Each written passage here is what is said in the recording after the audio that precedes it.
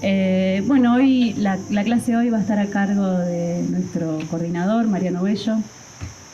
Personalmente creo que el grupo entero queremos agradecerle por llevarnos en este barco y no bajarse nunca y acompañarnos con su generosidad. Lo admiro y lo quiero mucho y bueno, le voy a pasar el micrófono.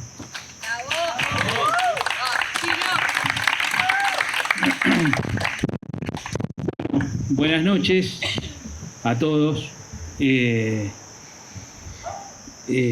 una noche muy importante para nosotros y para mí particularmente estar sentado hoy acá frente a ustedes.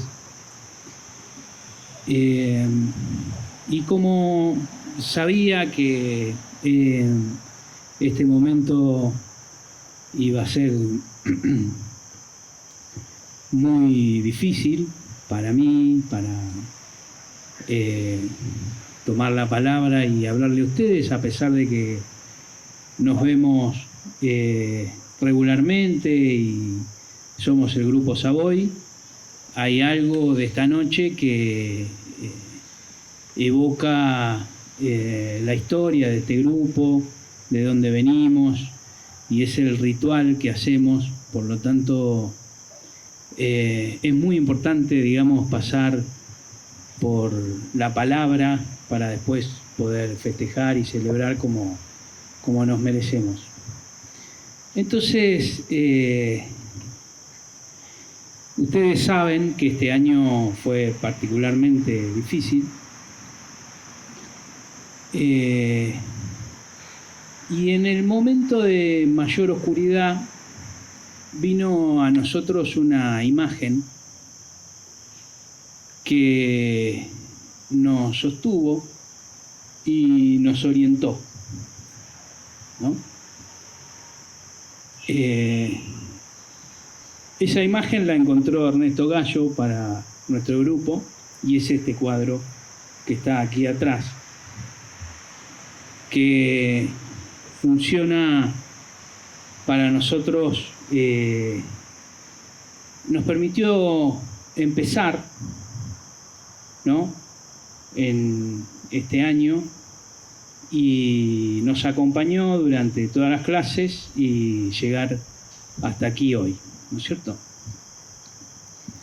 Entonces, me parecía importante empezar por ahí. Es un cuadro de Daniel Santoro, como ustedes sabrán. Incluso hay gente del grupo que lo quiso comprar, pero ya está vendido.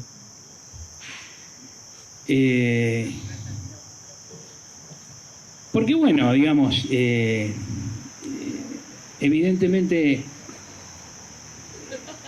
nos rescató, ¿no?, de la oscuridad en la que estábamos. Entonces es un cuadro de Daniel Santoro que se llama Teorema de la Giralda, que se trae Mazota entre manos, ¿sí?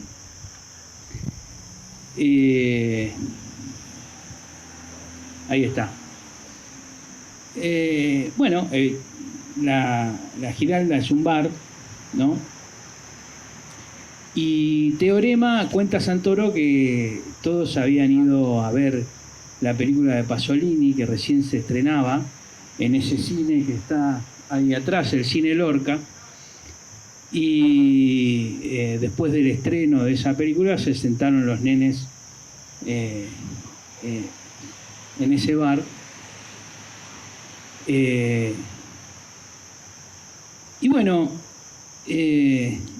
es una atmósfera de época, ¿no? Son los finales de los 60, los principios de los 70, antes de la dictadura en la Argentina, en Buenos Aires. Y es una escena, digamos, plebeya, profana, ¿no? Una especie de banquete en estas orillas, digamos, del mundo, en esta lengua que hablamos, en ese escenario se transmitía el saber en la Argentina, ¿no? O sea que es una imagen ¿no? de mucha bulla, de mucha alegría, paródica, ¿no? Con respecto a los doctos y a la rigidez de las academias. Y en esa escena irrumpe, digamos, Oscar Mazota, ¿no? Como una especie de mozo que entra al bar en el que están sus amigos y trae entre sus manos a ese Freud anamórfico, digamos así, que es ese Freud que ya está leído por Lacan, está transformado, deformado, y lo trae, digamos, en forma de pancito o de bandeja, ¿no? Me gusta de pancito porque se lo trae a los amigos para comerlo, ¿no? Y Germán García señala que evidentemente, ¿no? Esa es la orientación, mientras María Moreno asiente y los poetas atrás traducen a Ezra Pound. Es una escena hermosa y esa es la imagen que nosotros podemos ver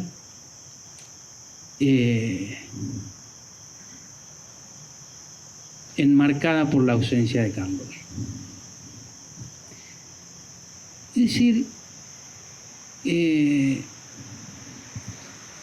alguna forma, digamos, Carlos nos conectó con esa escena de la Argentina, del psicoanálisis, con esa atmósfera, ¿no?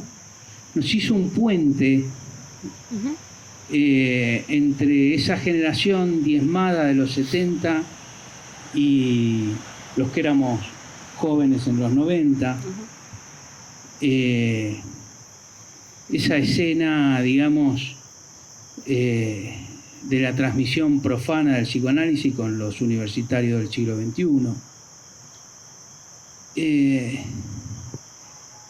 Carlos nos conectó con la historia del movimiento del psicoanálisis en la Argentina, ¿no? A nosotros al principio nos decían incestuosos, ¿no? Porque, nos dicen todavía. ¿Incestuoso? Sí. No me enteré. Sí. Porque dice, ¿cómo hacen grupo con el analista, todos mezclados, qué sé yo?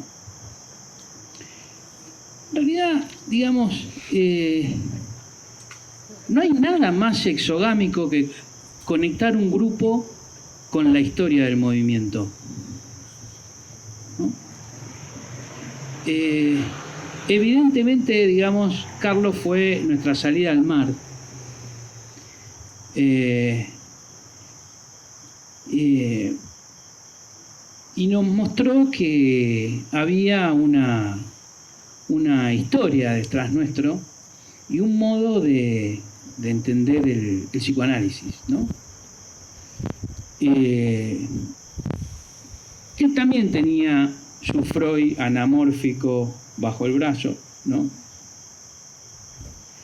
Y también nos convidó de ese Freud.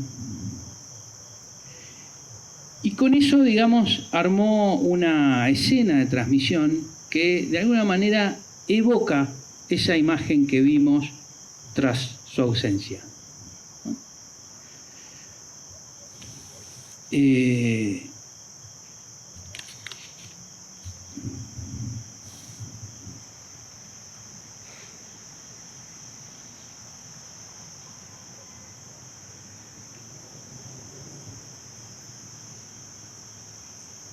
Todo el año, digamos, nos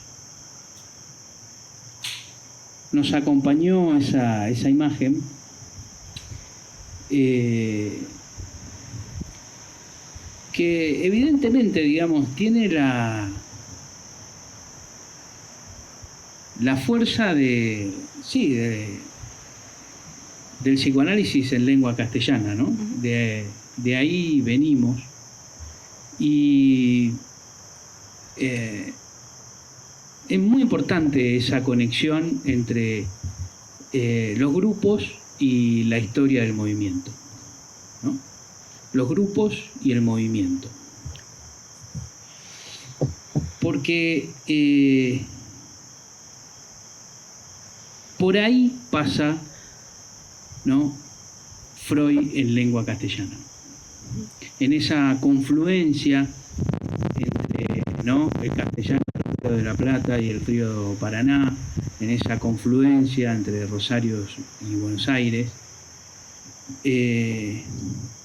por ahí nos llega un Freud que no es el que nosotros teníamos visto, ¿no?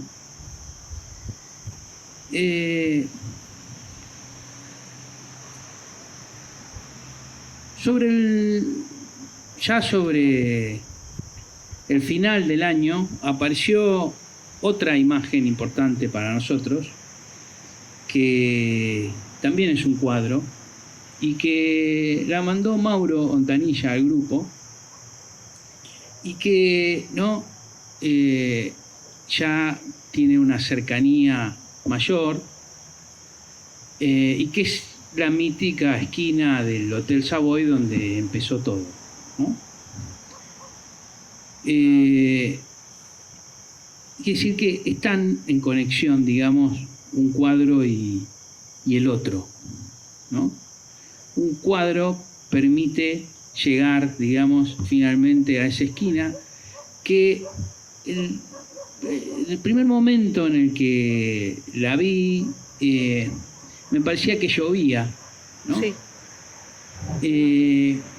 Porque evidentemente había llovido, pero también es un poco la tristeza que me evocaba, digamos, ese lugar. Pero ahí empezó todo para nosotros. Ahí, digamos, empezamos con mis dos amigas que tengo acá sentadas a mi lado y que me permiten hoy tomar la palabra y hablarle a ustedes. Pero yo creo que para Carlos también fue un modo de empezar otra vez, digamos, ese lugar, ¿no?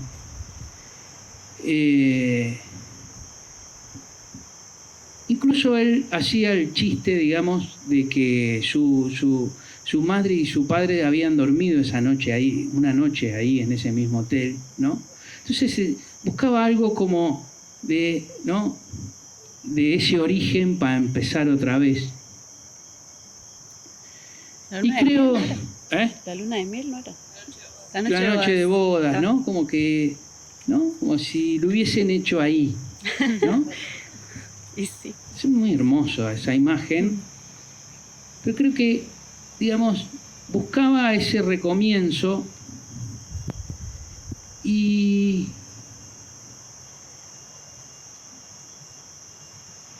creo que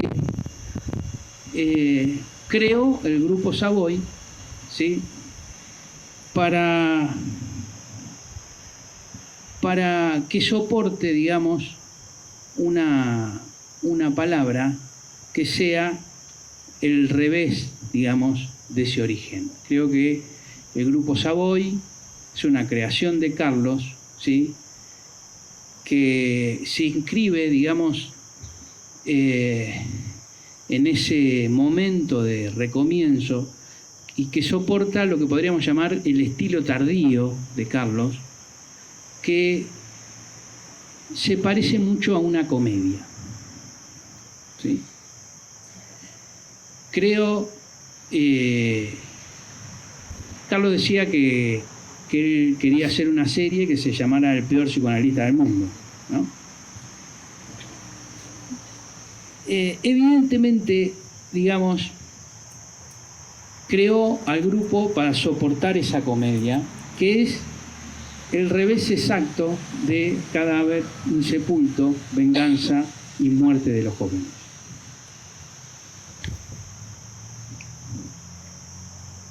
creo que entre todas las cosas que inventó y fundó Carlos Quiroga e hizo por el psicoanálisis, el grupo Savoy era especialmente lo que soportaba esa comedia, donde, digamos, al contrario de la tragedia en la que sucede la muerte de los jóvenes, en esta comedia los jóvenes triunfan.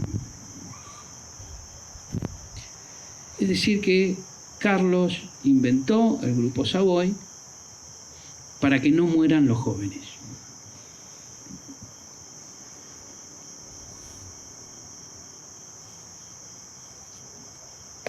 Y de esa manera, digamos, me parece que podía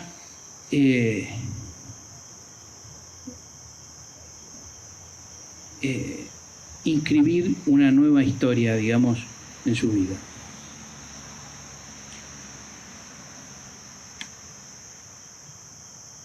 Entonces,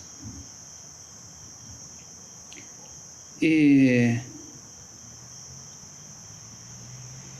que ahora nos toca a nosotros, ¿no? Uh-huh. Que ya no somos jóvenes, ¿no? Es un hecho. Uh-huh. Lo decís como... Ya no somos promesas. Ya no somos jóvenes promesas, sino somos tristes realidades. Tristes realidades. Comenzar otra vez una nueva historia. Uh-huh. En ese recomienzo me parece que es nuestra tarea tomar nuestro lugar, ese lugar que lo debemos por haber estado aquí todos estos años, ¿no? Haber soportado el estilo tardío de Carlos, haber soportado esa escena de transmisión, ¿no? Me parece que es momento de comenzar otra vez y hacer, digamos, algo con la suficiente gracia, con la suficiente fuerza, ¿no? Para que triunfen una vez más los jóvenes que están aquí hoy con nosotros. Eso es una responsabilidad, ¿no? de nosotros y también de los jóvenes, porque es una tentación muy grande, digamos, están muertos en vida, ¿no? Entonces yo creo que este año, ¿no?, tan difícil para nosotros, difícil de verdad, hace noches que no duermo, que todo es un blanco y un vacío, ¿no? Y lucho contra ese desierto que me va ganando. Pero en este año tan difícil, las personas, los amigos, los compañeros, los colegas que tomaron la palabra, ¿no?, hicieron oír ese nuevo comienzo, ¿no? Y creo que tras esas voces, ¿no?, el grupo encontró un impulso para seguir y llegar hasta esta noche.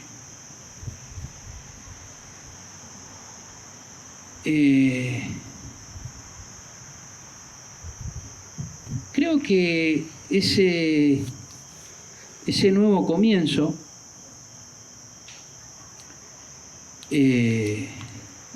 esa nueva historia,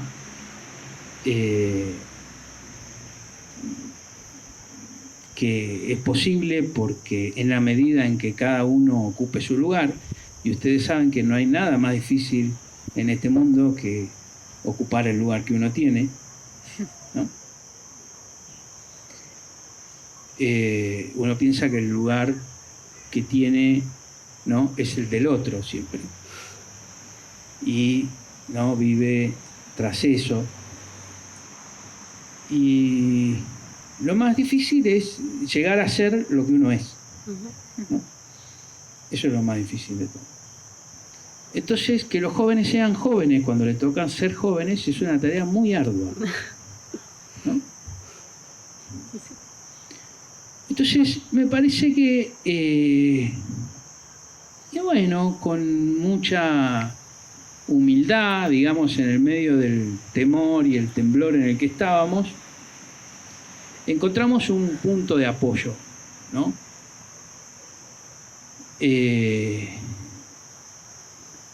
Un punto de apoyo que nos permitió continuar con la lectura del seminario. ¿Sí?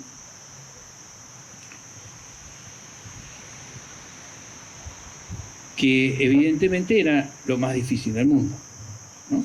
Porque al seminario lo leía para nosotros Carlos Quiroga. Entonces, en el medio de esa noche, digamos, que ya lleva casi un año,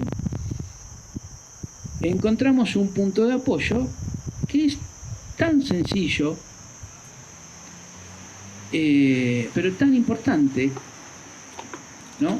Para lo que viene, el año que viene, que es apoyar, digamos, el seminario 7 de Lacan en el malestar en la cultura. Ese fue nuestro pequeñísimo punto de apoyo. Es algo arbitrario, discutible, antiacadémico, pero fundamental en algún punto.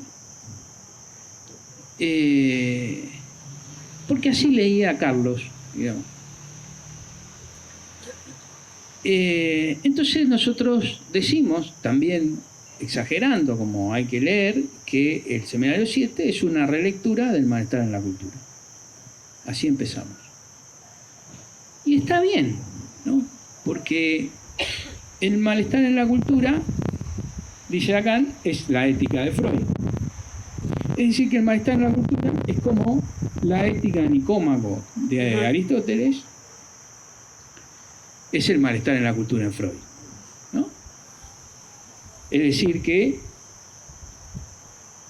mientras para Aristóteles la felicidad era un programa posible, para Freud, en el malestar en la cultura, ¿no? Todo se opone al, ¿no?, programa de la felicidad, pero empiezan por el mismo punto, digamos, Aristóteles y Freud.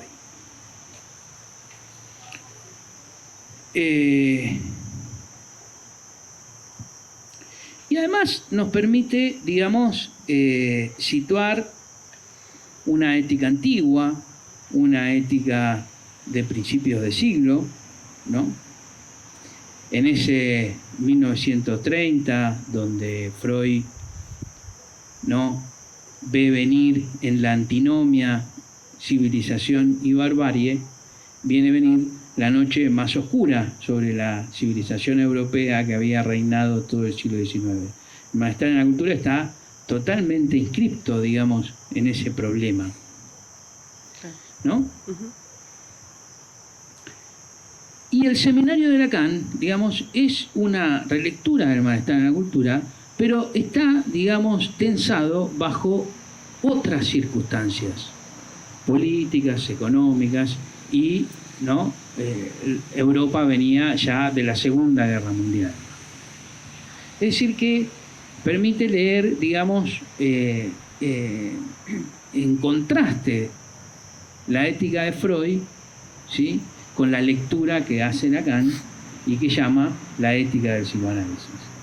Y además, como nos proponía Juan Quiroga en la primera reunión, nos permite dar un salto más para el futuro y pensar que el seminario 17 es una nueva relectura del malestar en la cultura, dado que el estado del capitalismo y de la sociedad occidental, digamos así, empezaba a mutar y se parece mucho más lo que nosotros vivimos a esa mutación que pesca Lacan sobre finales de los 60, ¿sí?, 69, 70, que, digamos, a ese principio de los 60 donde está inscrito el seminario 7.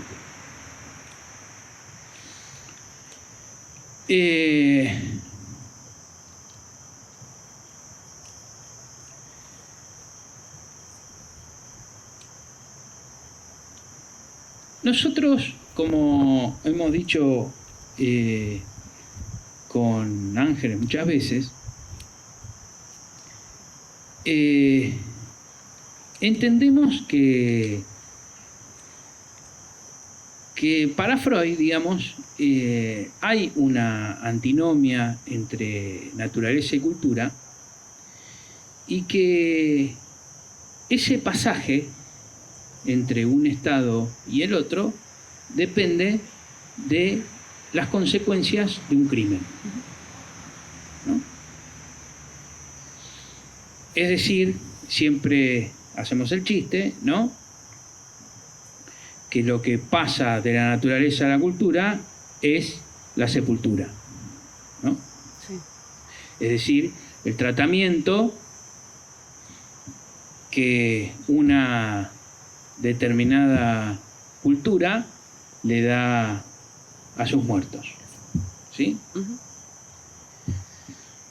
Entonces, en el núcleo, digamos, del malestar en la cultura está Tótem y Tabú, y está, digamos, el Tótem y Tabú en lengua castellana, que es Cadáver insepulto, venganza y muerte, que escribió Carlos Quiroga, ¿no? Entonces, en el núcleo, digamos, de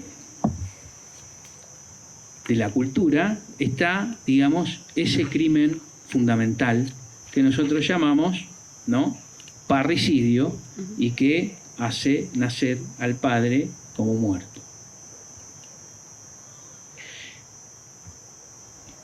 Yo, digamos, he recorrido, es como hace tiempo que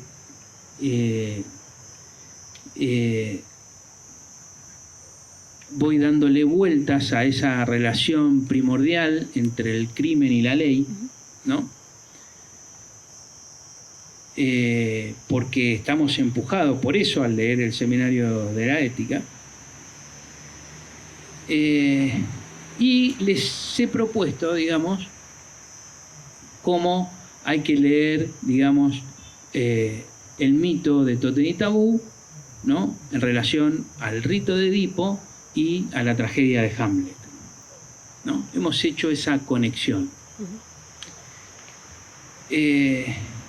Y hemos llegado a decir que mientras en Edipo la inscripción del padre muerto, ¿no?, o del nombre del padre, digamos, lleva a la asunción de la culpa y a esa especie de castración que es arrancarse los ojos, ya en Hamlet esa inscripción, ¿sí?, de la prohibición del incesto, digamos así, no opera ya de la misma manera, ¿no? Entonces Hamlet nos conecta entre esa escena clásica, ¿no?, de las antinomias del deseo y la ley, con esta serie de clases que nosotros hemos leído este año y que vamos a continuar el año que viene. Hamlet nos conecta, digamos, con ya las paradojas del goce, ¿no?, y con cómo Lacan empieza esa serie de clases que empiezan con la muerte de Dios, ¿sí? Ya no es exactamente el mismo clima clásico, ¿no?, de Edipo, sino que vamos a llegar a conectar, es lo que nosotros tenemos que hacer y es lo que de alguna forma hicimos, a Hamlet con Antígona, ¿no? Es decir, que el destino de ese crimen, ¿sí?, está transformado, ¿sí? Por eso Lacan toma a Antígona en este seminario. Entonces, lo que yo quiero proponerles es pensar, digamos, a ese grupo de clases, ¿sí?, como una especie de objeción, de Lacan a algunos planteos que Freud hace en el malestar en la cultura. ¿Sí? Es una avanzada de Lacan sobre algunas cuestiones tal como Freud las había propuesto en el malestar en la cultura.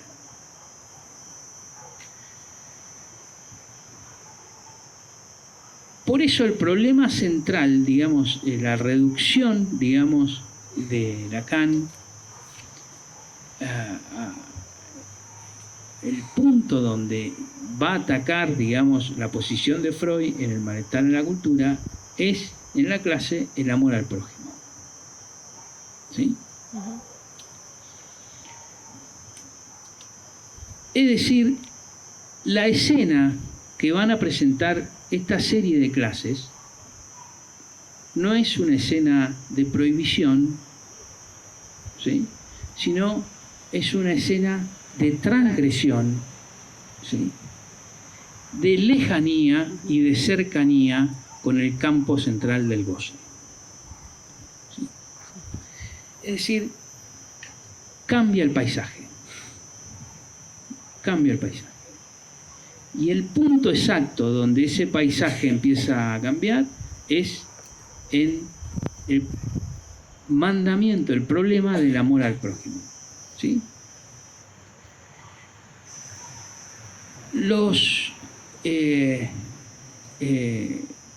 Es decir, ya no se trata de prohibición, sino se trata de barreras, ¿no?, como son el bien y lo bello.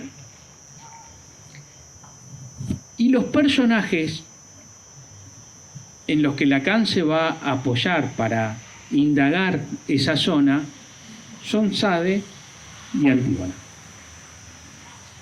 ¿Sí?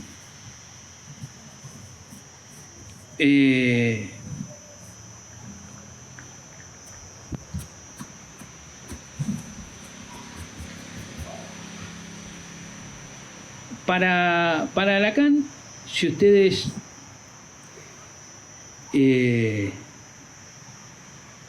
leen despacito esa clase, que ya entramos, ¿no? Nosotros llegamos prácticamente hasta la clase de la pulsión de muerte.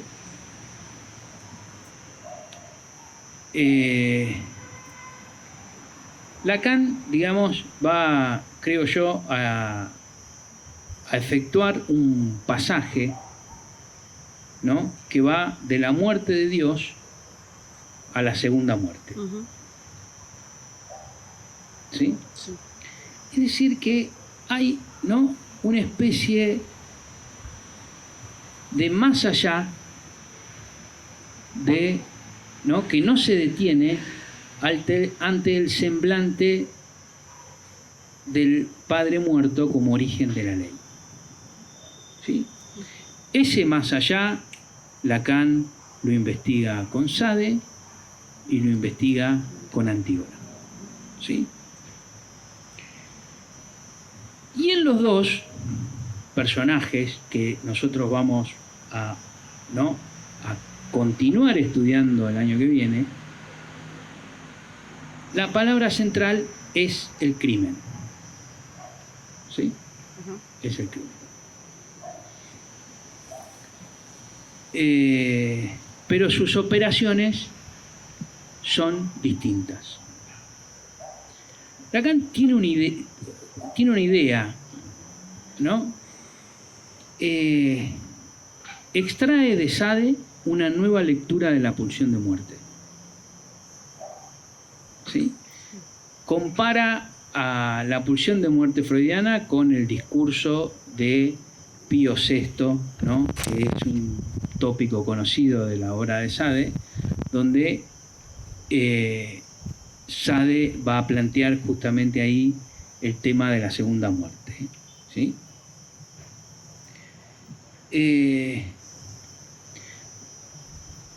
Para Lacan, digamos, en estas clases, el concepto de pulsión de muerte en Freud es una sublimación creacionista, ¿no? Es algo que inventa Freud para poner ahí en ese ex nihilo. Eso es lo que dice Lacan. Es la intuición, ¿sí?, de esa nada anterior, Freud inventa la pulsión de muerte. Pero lo que es fundamental para Lacan acá es ese ex nihilo, ¿sí? Y Lacan va a tener una idea que cuando Agustina habló de Sade, la mencionó, pero es importante que no la perdamos de vista.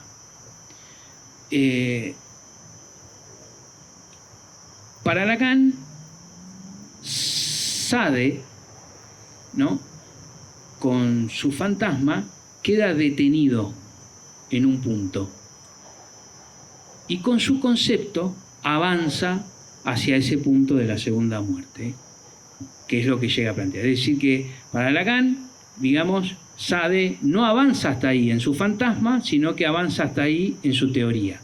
Ahí va. ¿No? El fantasma sádico, se detiene antes de la segunda muerte, ¿no? Mientras que en la teoría puede entrever ese punto. El fantasma sádico se detiene en el punto exacto, ¿no?, del sufrimiento eterno de la víctima. Claro. ¿No? No va más allá. En ese punto, dice Lacan, ¿no?, es el punto, ¿no?, que gracias al cristianismo el sufrimiento sustituye lo bello. Y es el punto del fantasma, ¿no? Es el punto del fantasma, dice Lacan, donde se detiene en esa figura que es la crucifixión de Cristo, una especie de sufrimiento sin fin. No va más allá, no va a la destrucción, no va a la nada. Dice, no va hacia el anonadamiento de sus víctimas, las detiene ahí, en ese punto, El suplicio. en el suplicio eterno, ¿no? Y eso, digamos, para Lacan invade el fantasma de todos los neuróticos, ¿no? Es decir, ¿no?, transformar el sufrimiento en un bien. Eso es lo que dice Lacan y lo que dijo Carlos en aquella clase del 2022, ¿no?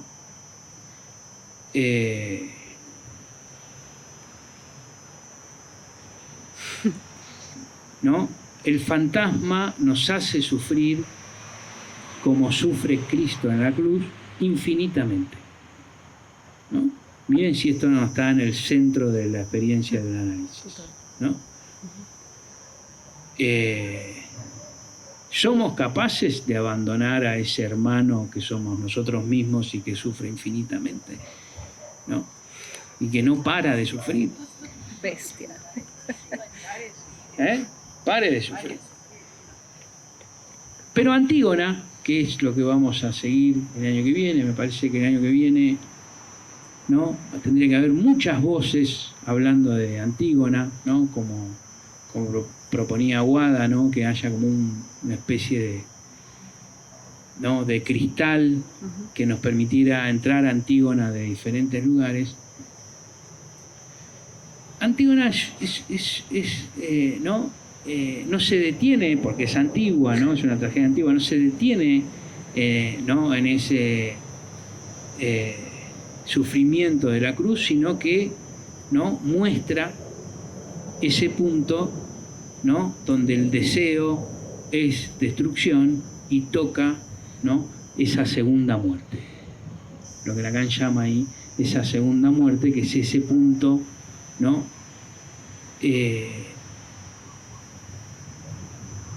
de destrucción absoluta, pero también de comienzo, donde todo puede volver a comenzar, ¿no? Entonces, en algún punto, esto va a ser para pensarlo, Lacan dice que Antígona, ¿no?, realiza la desgracia familiar, ¿no? Realiza el crimen, que es el crimen de Edipo. Ella, ¿no? Es ella misma la portavoz de ese crimen.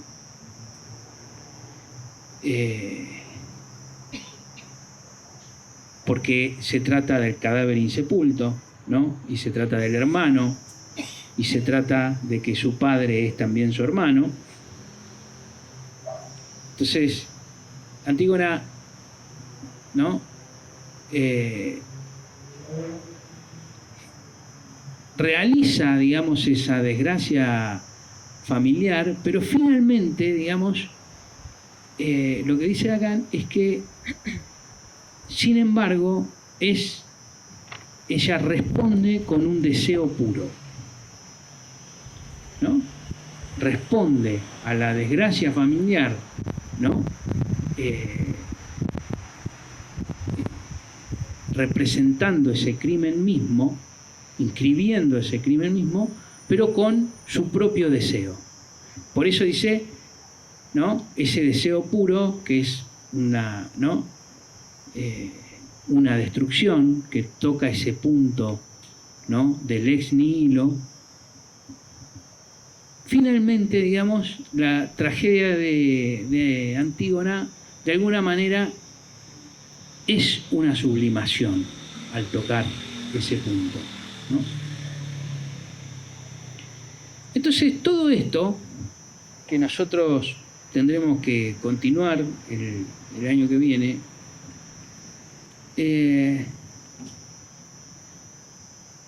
nos van a llevar, digamos, a pensar esas últimas dos clases del seminario, en la que Lacan justamente va a pensar la dimensión trágica de la experiencia analítica.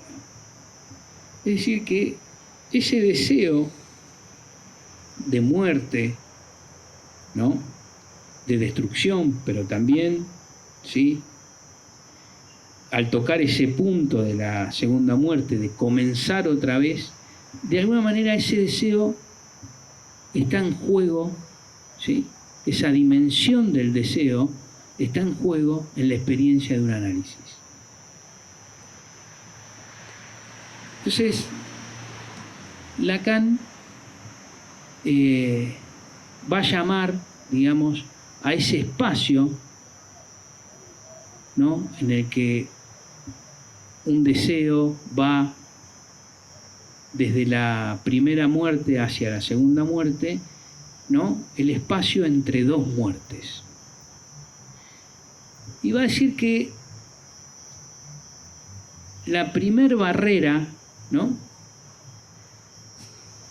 Que es la del bien, siempre está teñida de temor.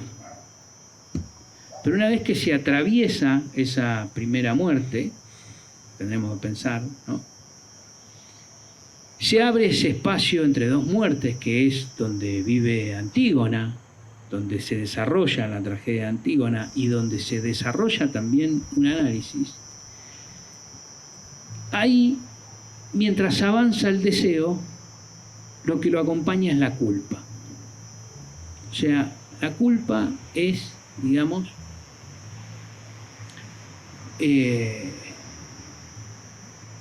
lo que sucede cada vez que se retrocede, ¿no? En el deseo que está en ese espacio intersticial entre la primera muerte y la segunda muerte. Y si uno atraviesa la culpa, ¿no? Porque evidentemente, ¿no? Hay algo que el héroe trágico muestra, donde la culpa no es el final, ¿no?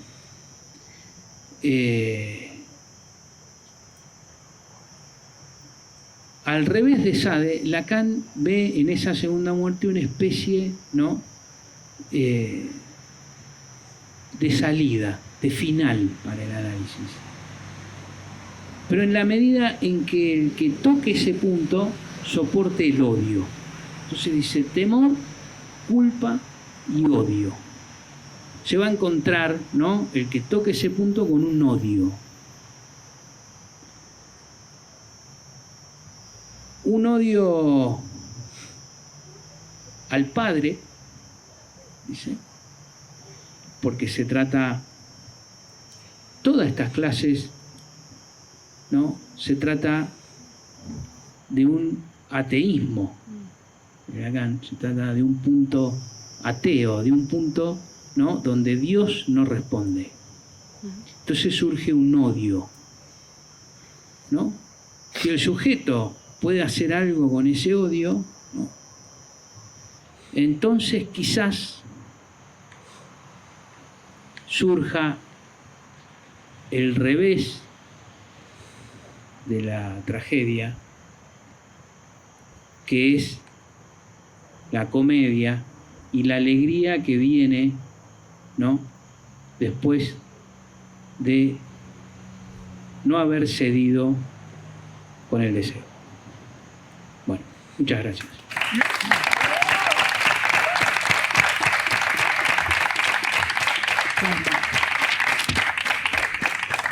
Buenas noches. Bueno, también quería agradecerte en primer lugar a vos, Mariano. Como decía Ángeles, ahora parece una obviedad, pero este año nosotros nos tuvimos que preguntar si Grupo Savoy iba a continuar o no. Y bueno, en parte fue gracias a que vos tomaste la decisión, digamos, de hacerte cargo, de coordinar este año, ante la ausencia de Carlos. Y que bueno, que hoy podamos estar acá, como decías, es un momento muy, muy especial, muy emotivo. Hace 2 años atrás estábamos en este mismo lugar, Carlos tomando la palabra, en esa clase que es histórica, que nos va a quedar grabada para siempre, sobre todo Agustina, que la vio como, ¿cuántas veces? 8. Sí, 8. Y la desgrabó. La desgrabó, bueno, yo no la vi tantas, pero todos seguramente la hemos visto y la volveremos a ver, y es un recuerdo que por lo menos a mí hoy, estando acá en este mismo lugar, no puedo dejar de recordar. También cuando nombrabas los inicios, porque siempre que hablamos de cierre pensamos en los inicios y en el origen, me acordaba de algo. A los pocos meses de que empezamos a hacer Grupo Savoy, yo le contaba a una amiga. Yo estaba muy emocionada, digamos, cuando empezamos a armar Grupo Savoy. Fue algo muy, por lo menos para mí, totalmente inesperado, como esos golpes de suerte que a uno le ocurren en la vida. Fue así. Y le estaba contando a una amiga que es alguien que no es del palo, digamos, ¿no? Como de, bueno, no sabés, conocí a esta persona, Carlos Quiroga, y entonces empezamos a pensar en armar un grupo, y yo le dije, ¿por qué no das un seminario? Leemos un seminario, y bueno, y ustedes consiguen gente, sí. Y entonces él me dijo, bueno, yo lo doy, pero ustedes. Y mi amiga como que se anticipa a querer responder lo que Carlos me había dicho, un poco acelerada, y me dice, sí, ya me imagino, te dijo que bueno, que ustedes se ocupen de organizar todo, de la coordinación, qué sé yo. Y le digo, no, me dijo, pero ustedes se sientan al lado nuestro y dan la clase conmigo. Ustedes serán nosotros 3. Y mi amiga me mira y me dice, así como medio emocionada, me dice, eso es un maestro. Y bueno, digamos, eso efectivamente es lo que Carlos fue para nosotros, ¿no? Un maestro es alguien que da ese lugar a otros, a los que vienen atrás, como él solía decir siempre, alguien que supo soportar la violencia de los jóvenes. Así que, bueno, nada, agradecido. Una cosita más con respecto a lo que estaba diciendo Mariano. A mí hay una imagen que siempre me gusta para pensar, para evocar esta cuestión de, podríamos llamarle la ética del psicoanálisis, ¿no? Como decía Aguada, ese rodeo que implica el deseo, que es, para los argentinos es una imagen muy, muy, muy fácil, que es la del asadito, ¿no? O sea, podemos ir a comprar la carne asada ahí a Ebelau en Pellegrini, cuando salgo de Savoy a veces lo hacemos, pero el hecho de prender el fuego, ¿no? Todo lo que se va armando alrededor de ese fuego, la picadita, las charlas, las conversaciones, eso es, como decía Aguada, cierta demora, ¿no? Para no ir directo. Así que bueno, ahí tenemos el fuego prendido. En cualquier momento vamos a poner los choris y los invitamos a todos esta noche a divertirse, a hacer una fiesta como nos merecemos. Gracias Mariano, gracias a todos por estar. ¡Vamos! Y vamos a festejar. Ahora vamos a repartir unos numeritos, porque en el transcurso de la noche va a haber sorteos, porque estamos re generosos, así que, ¿dónde están? Tiene sol.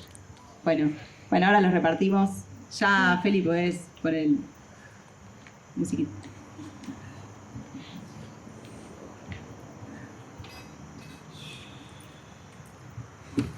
¡Vamos!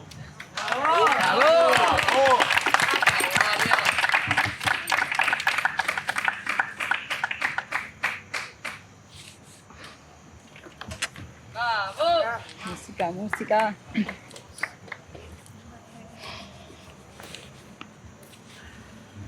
Vamos, chiqui.